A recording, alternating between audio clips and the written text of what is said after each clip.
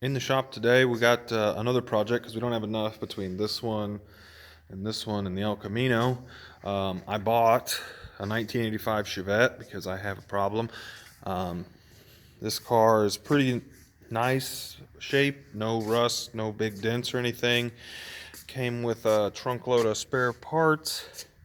It's got a lot of options on it that I've never had before. It's got a uh, tilt steering wheel. It's got pulse wipers. It's got the factory radio. It's a 5-speed with air conditioning. Doesn't run very good at the moment. It will start and idle up real high and then just shut off all of a sudden. It's got some vacuum issues. The carburetor is a Remand carburetor.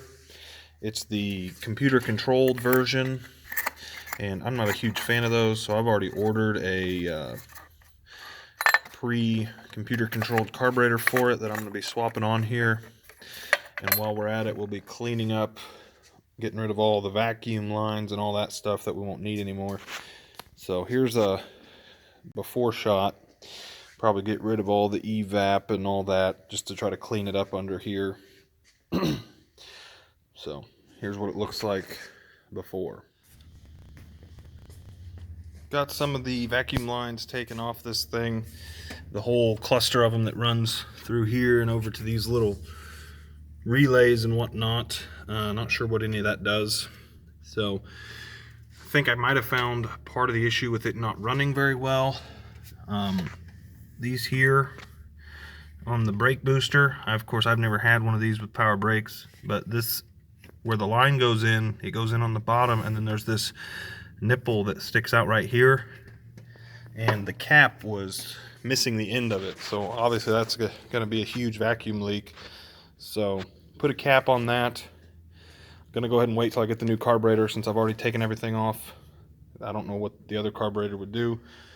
That's what I've taken off so far, so I'm just going to keep cleaning it up a little bit, trying to simplify it under hood as much as I can. So that's where we're at so far.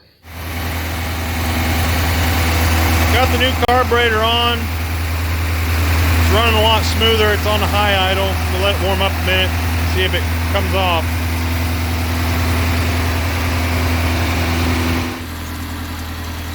Well, it's warmed up and the choke is off.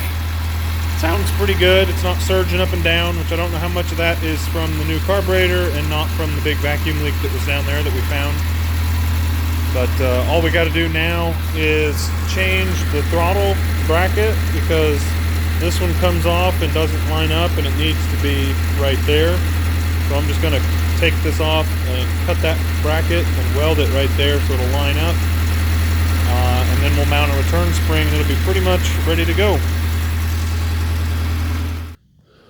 Well, we got the new Chevette up on the lift. Going to be working on the exhaust. The tailpipe is completely rotted out, so we're going to take it off. The converter is busted on the inside, so we're going to get rid of that, put a test pipe on there. Couldn't get a tailpipe. They used to sell them on Rock Auto, but they don't sell them anymore.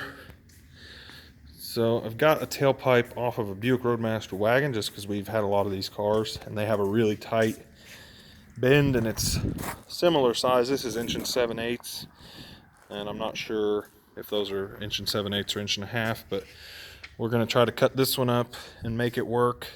And then we got another straight section of pipe also off of Buick Roadmaster that we're going to use where the converter's at.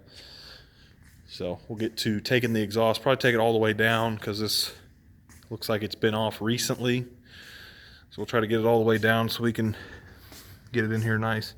The front pipe is in good shape and it's pretty small. It's 1.5 inches or 1 5/8. So got 2 bolts up there to take off, and this big mount that mounts the converter to the transmission, and then 2 more rubber hangers back here, and this thing should be ready to come off. Got the exhaust out, just cut it by the muffler to get the tailpipe out. A bit of a hole there. So I'm gonna be replacing that, hopefully, with our other pipe. Don't know if we'll get that done or not. If not, we'll have a turn down under the car. So for now, I'm gonna get this piece out because it's rattling. Just got to figure out how to go from about 1.5 inch pipe, and I believe this is 2-inch pipe in front of the muffler. So we'll see what we do about that. Okay, exhaust is on the car. Got the factory down pipe there off the manifold. Went into a 24-inch or 18-inch glass pack. Then went to O'Reilly's and bought a little couple pieces of pipe because we didn't have anything small enough to make this. And then you can see my junkyard tailpipe that's chopped up out of a Roadmaster tailpipe into another piece of pipe we had laying around, and then a sweet chrome tip that used to be on the Bel Air. So we'll let it down and start it up, see how it sounds. Okay, the choke's not turned on, so it doesn't start super great when it's cold, but this will give us an idea of what it's going to sound like.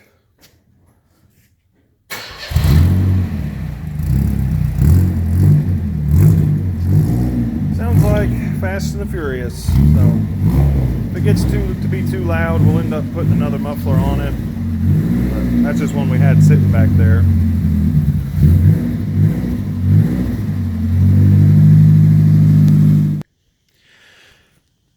Back out here in the shop, as you can see, we got some new wheels on the Chevette. These are 15 by 7s. They look pretty good. The car's sitting a little too high, but center caps wouldn't fit on the front because of the dust covers for the spindles. And the tires aren't much good because these came off of Miata and he had a lot of camber, so the outsides are good and the insides are wore out, but we'll run them for a while. I'm going to take this thing out and drive it so you can hear how the exhaust sounds inside the car. And then I've got the draggy so we can see how slow it is 0 to 60, because that's what everybody wants to know.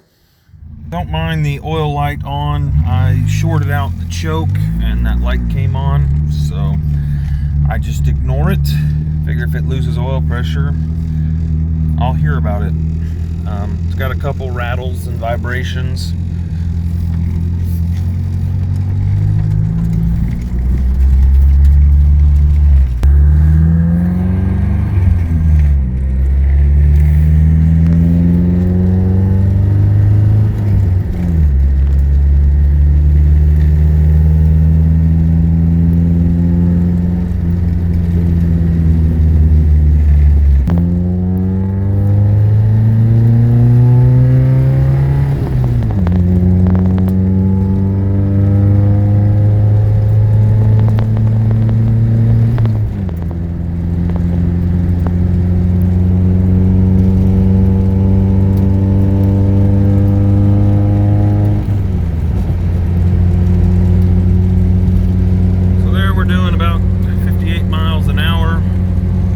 Too loud inside the car. If you get up around 70, it starts to get a little noisy, but I'm going to turn the draggy on, so I'll have to turn the camera off because I don't have a way to mount it, and we'll see the time flash up on the screen.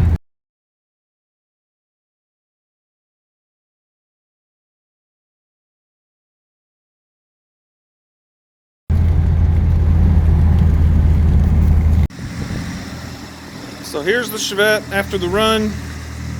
I know you're impressed by it, but thanks for watching. Make sure you like and subscribe if you want to see more of this little car. Also want to say thanks for 500 subscribers, because